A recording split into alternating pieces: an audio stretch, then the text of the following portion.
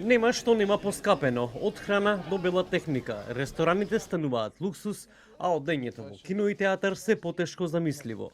Маркетите и пазарите тежат од овоше и зеленчук, но се почесто може да се слушне реченицата да разгледаме, ќе се вратиме.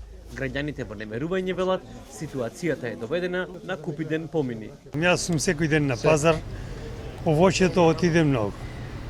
Не можам да сватам авокадото 250 денара, 350 денара црешите. Авокадото од кај иде?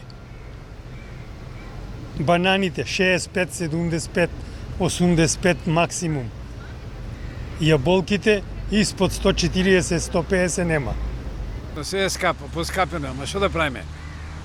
Инфлација. Наволни иде од надвор ова поскапувањето.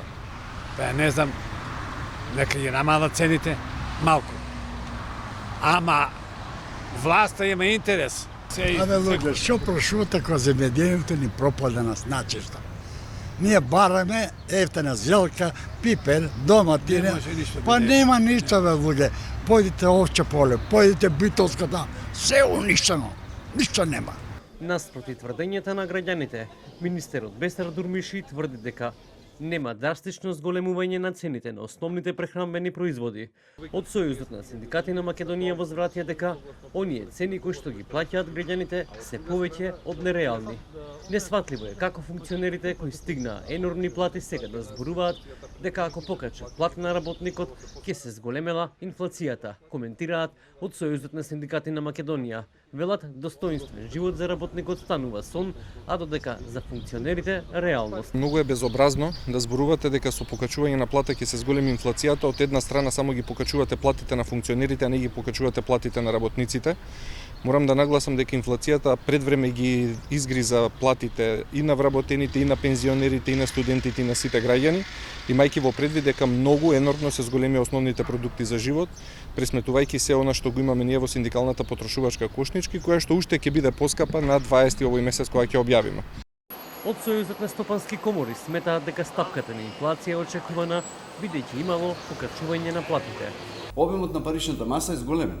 Така да инфлацијата беше очекувана. Добро е што во овие граници се наоѓа. Добро е што е контролирана.